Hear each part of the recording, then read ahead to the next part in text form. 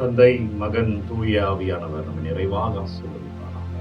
திங்கட்கிழமை வேலையெல்லாம் தொடங்குகிற இந்த நாளிலே உன்னுடைய வழியை ஆண்டவரிடம் ஒப்படைத்து விடு.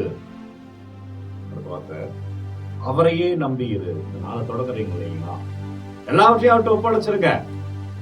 அவரையே நம்பி இந்த நாளை தொடங்குங்க. வாழ்வு அவரே உன் சார்பில் செயலாற்றுவார். ஏன் இதெல்லாம் செய்யணும்னா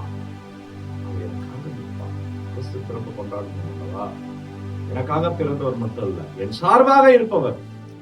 எனவே அவரே நம் சார்பாக இருப்பார். இந்த நாளில் இந்த வாரத்துக்குரிய எல்லா செயல்களையும் ஆண்டவரிடம் உன் வழியை ஒப்படைத்து விட. திருப்பாடல் 37:5 வார்த்தை. ஆண்டவரிடம் உன் வழியை ஒப்படைத்து விடு, அவரையே நம்பி இரு. என்னன்னா, நான் நினைச்சது நடக்கும் என்பதுதான் நம்பிக்கை. அவர்கிட்ட ஒப்பு கொடுத்துட்டேன், நான் ஜெபம் பண்ணிட்டேன், கண்டிப்பாய் அது நடக்கும். கண்டிப்பாய் அவர் நடத்துவார். அதை பெற்றுக்கொள்ளதான் நான் சொல்லுகிறேன். நடக்குமா நடக்காத கேள்விக்கு இடமே இல்லை. அவர்கிட்ட ஒப்பு கொடுத்துட்டேன். ஏனென்றால் இறைவாக்கு சொல்கிறது, அவரே உன் சார்பில் செயலாற்றுவார். உன்னா யாரை குறிக்கிறது? உன் சார்பில் யாரை? அந்த உன் நீ யாரு? யார் ஒப்பு கொடுத்தாரோ, யார் ஜெபித்தாரோ, யார் வழிபட்டாரோ, யார் வேண்டினாலோ. எனவே அன்பர்களே, இந்த ஆராதனைகள்லாம் தினந்தோறும் 3 மணிக்கு வருகிற ஆராதனை காரணம் இருக்குதான். ஒப்புக்கொடு, அவருக்கு ஜெபி, அவர்கிட்ட அறிக்கையிடு, நீ வாழ்வாய், ஆசீர்வாதமா அபிஷேகமா இருப்பாய் என்பதற்காக தான் இந்த ஆராதனைகளை ஒப்புக்கொடுப்போம். வெள்ளிக்கிழமை துதிக்கிறோம், நமக்கு ஆராதனை செய்கிறோம். நன்றி ஆண்டவர்.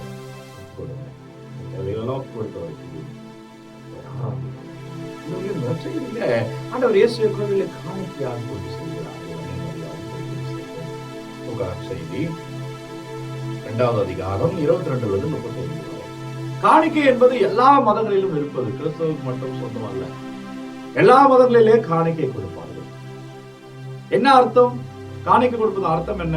இது கடவுளுக்கு சொந்தம். எல்லோருமே கடவுளுக்கு சொந்தம்.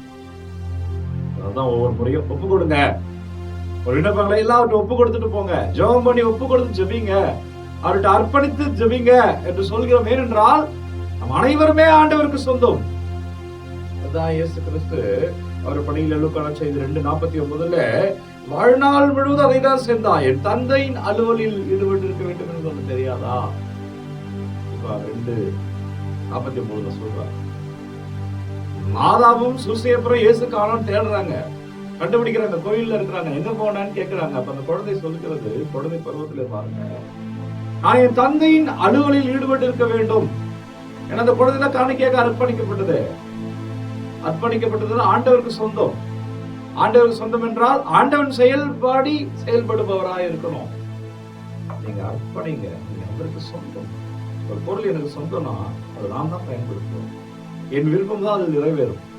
நம்ம ஆண்டவருக்கு சொந்தம் என்றால் ஆண்டவர் விருப்பப்படி செய்யணும். அதான் செய்தா அந்த இடங்களில் அவர் சொல்லியிருக்கிறார், தந்தையின் சித்தப்படி. என் விருப்பம் அல்ல, தந்தையின் விருப்பம், அவருடைய சித்தம்.